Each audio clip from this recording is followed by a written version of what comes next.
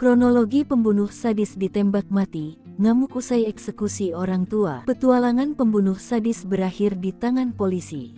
Pria yang tega menghabisi nyawa kedua orang tuanya, tewas setelah ditembak polisi. Sebelum ditembak mati, pelaku berinisial YJ 38 tega menghabisi nyawa kedua orang tuanya L 68 dan B 65. Setelah itu ia menyerang dokter, warga yang ingin membantu mengevakuasi korban.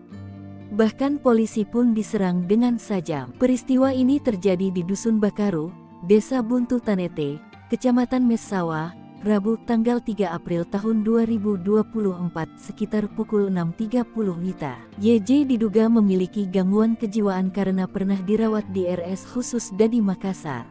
Selain itu, pelaku juga pernah dalam pengawasan Puskesmas Sumaroro. Adapun kejadian ini berawal saat Rabu pagi hari, pelaku mendatangi sang ibu, B yang sedang memasak di dapur. Tak banyak bicara, ia menusuk ibunya dari belakang dengan menggunakan badik. Sementara, sang ayah yang bermaksud datang menyelamatkan nyawa istrinya justru tak berdaya karena ditusuk di bagian dada. Serangan dari pelaku membuat warga dan dokter yang hendak memeriksa jenazah L dan B terluka.